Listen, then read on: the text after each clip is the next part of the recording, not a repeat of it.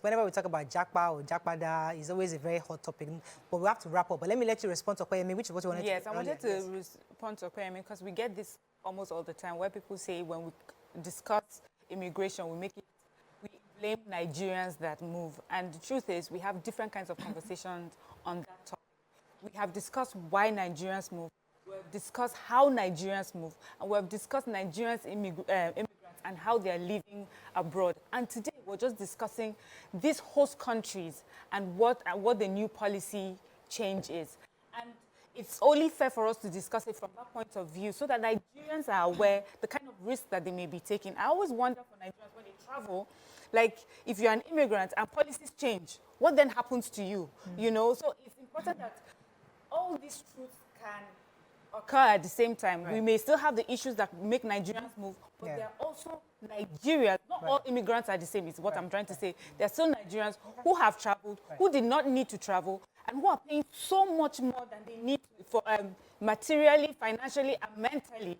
And it's okay for them to have conversations like this so that they can make better decisions. So they plan better and they have relocated and they've entered the system and they're fine. Let me let you have a final words. You know, there are different kinds of immigrants, and there are immigrants and there are expatriates. And they always say the quality of the country where you come from determines if you are an immigrant or an expatriate. Yes. If you are coming from a poor country, you are an immigrant. If you are coming from a rich country, you are an expatriate. So the Nigerian person going there is going to be treated as an immigrant and will be likely disrespected because of the country the person is coming from. Let's take a few comments on social media, BC. Yes, so Mount Rushmore says, an Indian employee in my office just resumed from his 1 month leave today. He's happy to be back. We have hundreds of Indians, foreigners working in our organization. They hardly leave. Evewuru says, this life that is full of uncertainty. Now people, they sell all their property to another country. Corey Michael says, this BC is very funny. Now today, they don't slap Nigerian leaders. Do you think they care? Not be the same UK, them, they go for medical checkups. Intentional parenting says, okay, no, and Nam says, I saw a UK documentary where a black Briton got an admission to University of Ibadan, and it was a big deal. God save Nigeria. I hope we get back to that place. That's all we can take on this segment. We already have our guests in the studio for the next segment. Thank you so much. I think in a nutshell, really, Nigerians who are traveling abroad, who are relocating, must ensure they're able to obey the rules, follow the rules, and let us not spoil it for others coming behind you, because many Nigerians like to relocate, and they don't have 5 children or 4 children. They have maybe just 1 child, and somewhat this restriction now would affect them because they're only going to come in with one child or 1 spouse. But either way, when we travel abroad, let's always remember there are going to be people coming behind us. Let us not spoil it for those coming behind us. That's all we can take on this segment. Now, join us on the show is the Commissioner 3, Lagos State Audit Service Commission member, Eco Catalyst, Dr. Jimoh Ibrahim. He will be speaking on the symbolic symbolic session of this inauguration, what Tinubu's presidency will bring to Nigeria, and how it should look once he's sworn in next week. You can join the conversation, 08139076948. You can also tweet to us at TVC Connect. Please hashtag YourViewTVC so we can read your tweets. It's Mondays. We love to discuss governance and politics, and it's important we had a touch of a bit of governance when we on Monday. So welcome to the show, sir. Good to have you. Thank you very much. Thank you so, for having me. In a week from today, the new administration will be sworn in, and many people are really apprehensive. You know, everybody's wondering what's going to happen. Everybody's giving their suggestions, their ideas, their thoughts. We can even start with the issue of immigration, because I kept saying comments saying that Nigeria must sit up and do something to ensure that Nigerians are not mistreated. What are your thoughts in the new upcoming administration, and what do you think they should prioritize as they come in from next week? Thank you very much. I'm glad to be here.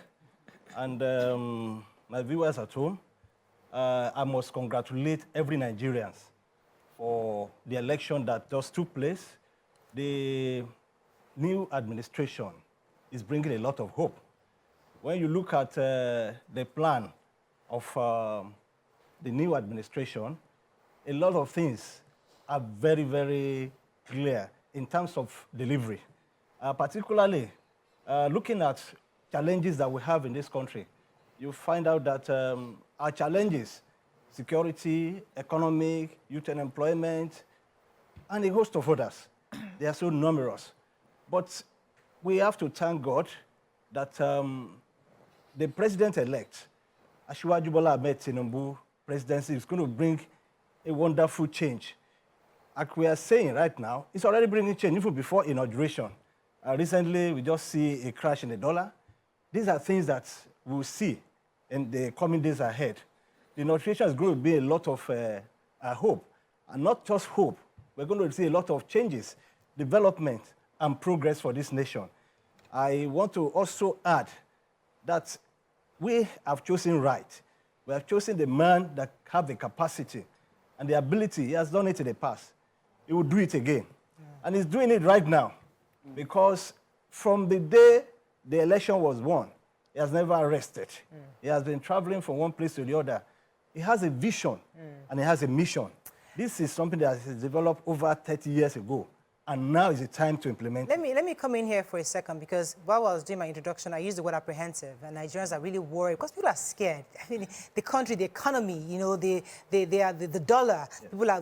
People are worried about jobs. People are worried about insecurity. People are worried about power.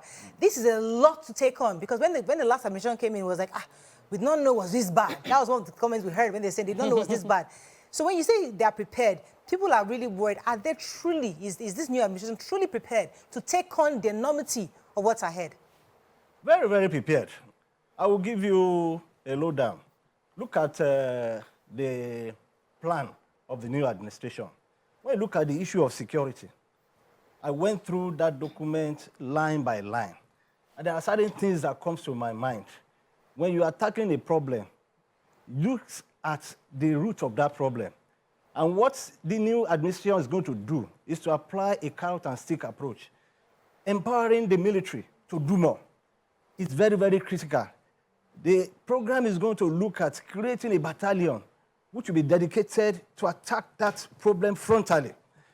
The present administration is doing a lot, but we now realize that the welfare is also critical.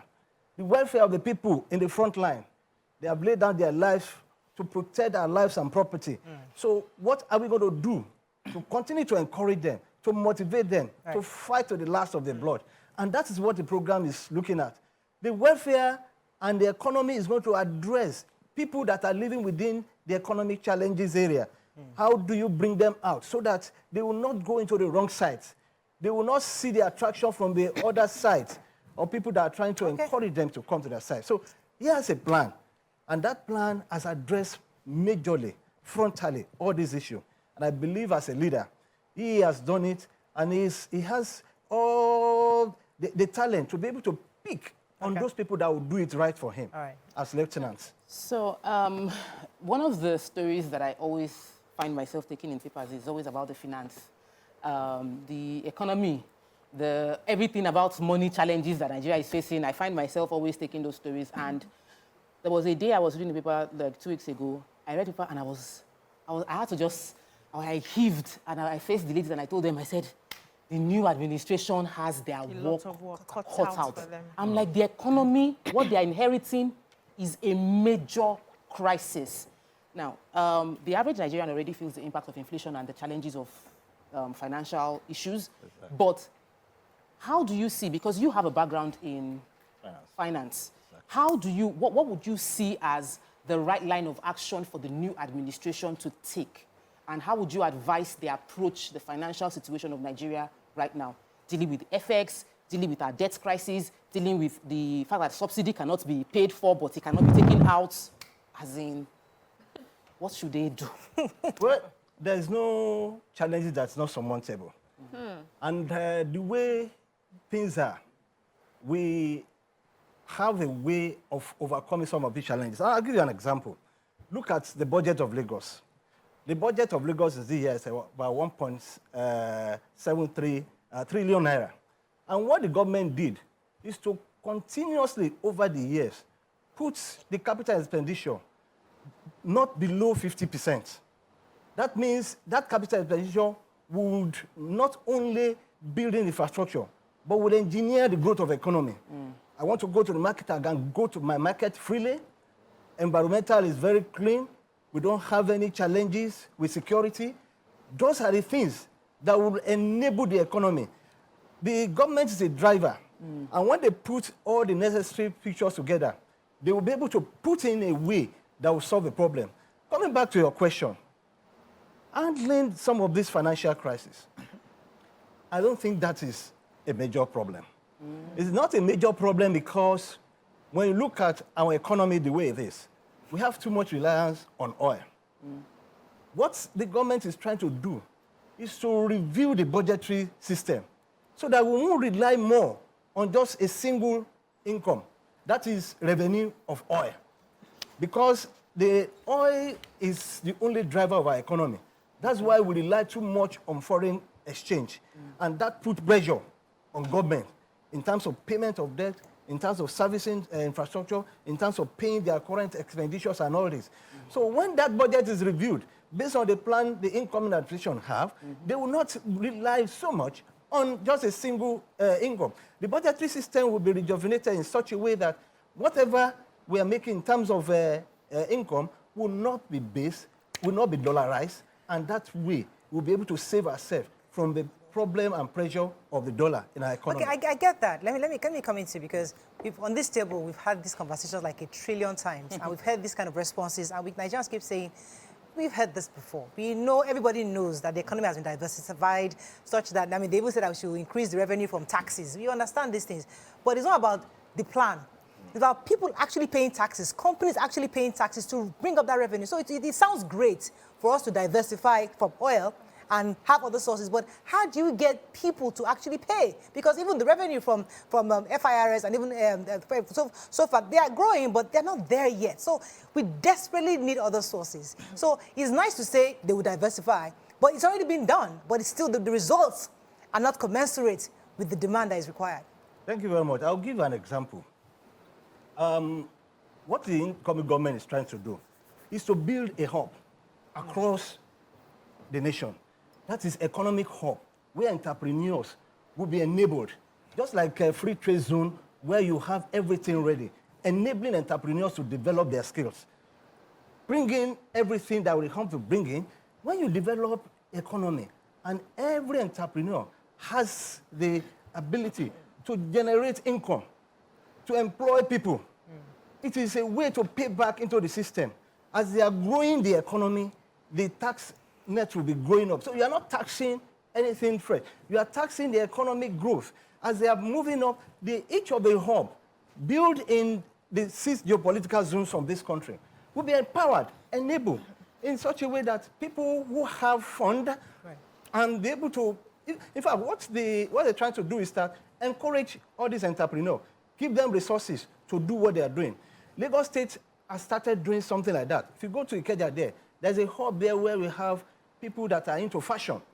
They bring in there, they provide an enabling environment there, they train other people, they are generating money. So if we have a multiplicity of that across the nation, what it means is that you have places where revenues are being generated and where new tax are being discovered, and that way you are not taxing anybody afresh, or you are not taxing anybody, increasing the tax rate for anybody, but you are expanding the tax net. Okay, so we have the outgoing administration, and I remember one of the things that people were excited about because the president at that time was coming with qualifications of being a military officer, because as we know, the problem of insecurity is our biggest issue right now. And we're looking at the president-elect who doesn't have any military experience. But, you know, a lot of people keep saying he knows the sort of people that he can work with. Who do you know? Do you have any idea of, you know, what his plans are in that regard? I mean, the sort of people that he'll be working with, especially since we do not know of him being experienced personally in that area. Well, I will not postulate the person that will be maybe national security advisors or the military intelligence. But what I know is that as a leader, you must be able to headhunt, identify those who would achieve your missions and objectives.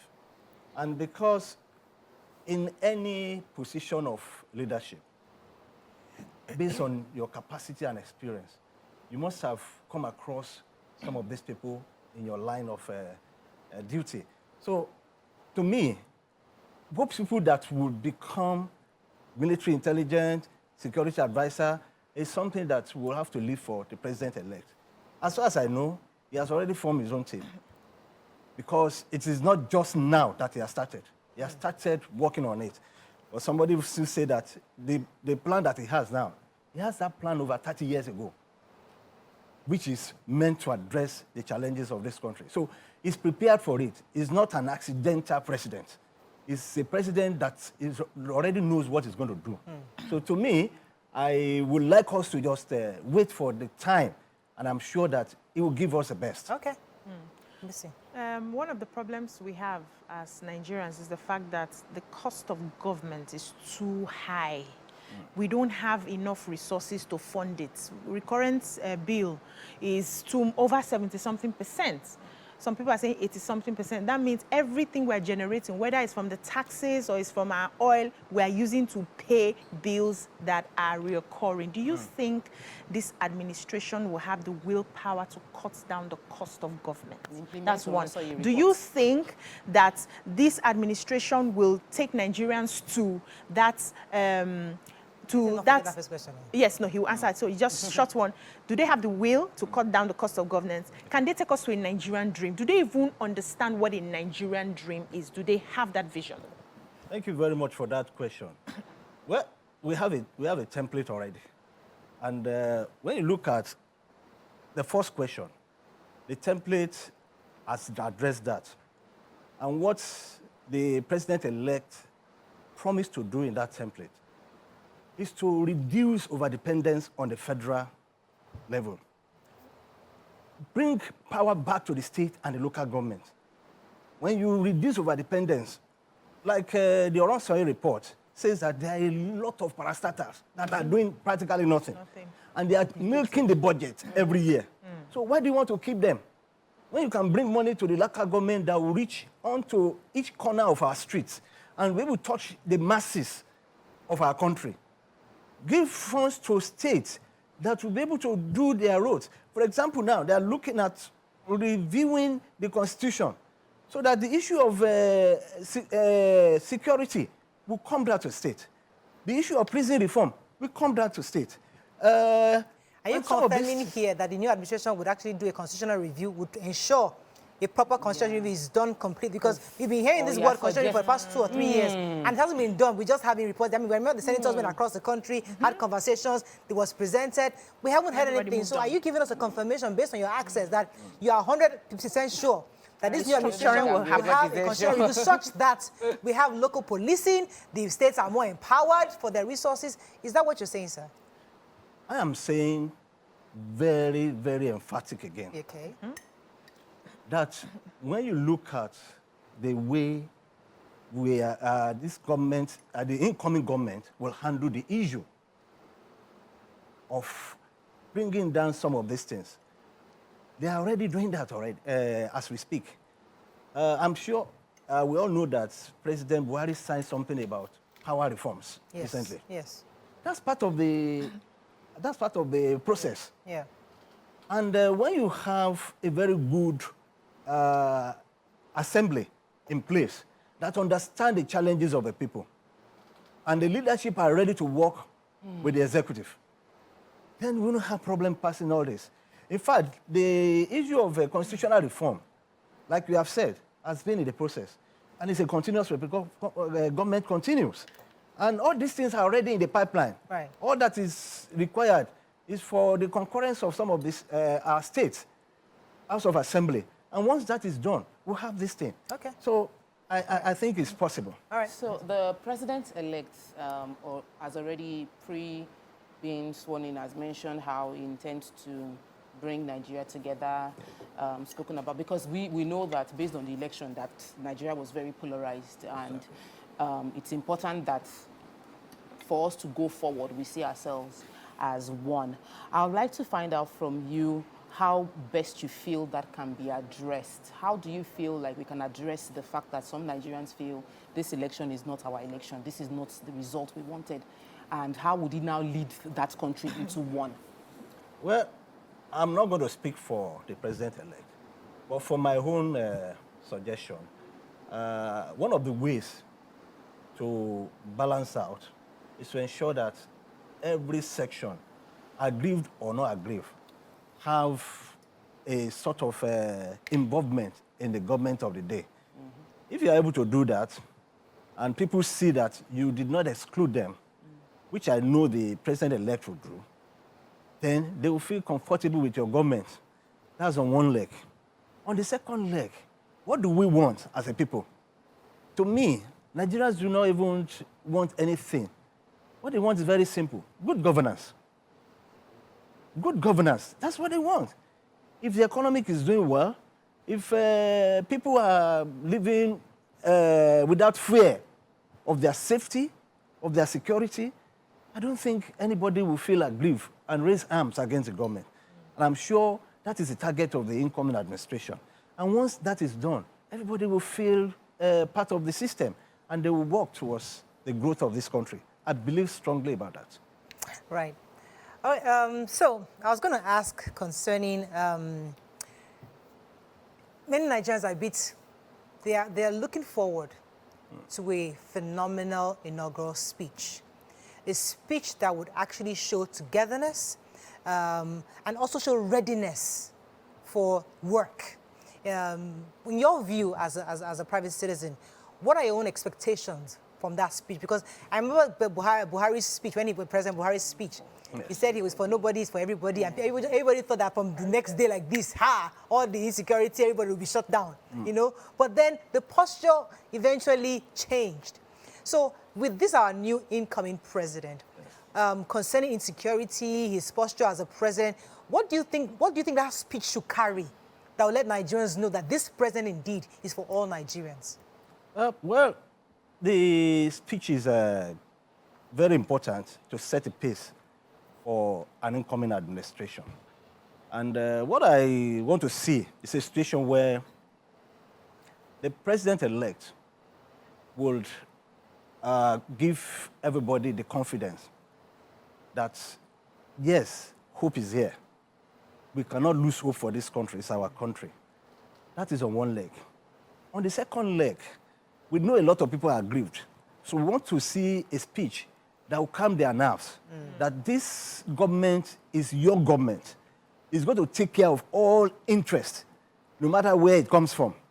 And it's going to ensure that we bring back the economy into a very robust one that would address all the challenges, security-wise, challenges of unemployment, challenges of the japa syndrome that you talked about earlier on. So once all these are there, I believe that will give serious hope to us.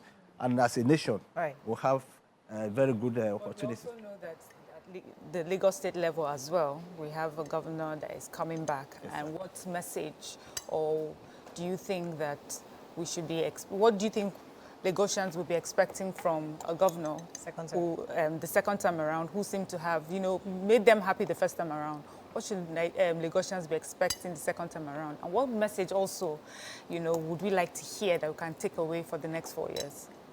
Well, the message that I have for Mr. Governor is very simple. And anytime I have the opportunity, I will say, look, continue to improve on the good work you are doing. Not only that, when you look at what he has done so far, as far as I'm concerned, I will score the government very high. Not because I'm part of the government, but because I am part of the people out there and we see what is going on. Unfortunately, we have to wrap up. But I think just let me give you 5 seconds to finish up. Very quickly. Yeah, before I wrap up, I'm here as a member of Eco Catalyst. Eco Catalyst, we are a group of professional politicians that are in government. Some of them are commissioners, some are head of agencies, some of us are in the private sector. And what we do is to continue to lend our voice to the government as a group so that we continue to improve on governance. And we thank God that most of the things that we say, the government are also looking through them, and they are doing a lot about it. And we're happy very well that that is happening. It's a pleasure having you on the show today. Thank you. Thank you so much to our viewers for staying with us. We'll have a great day. We'll see you tomorrow. Bye for now.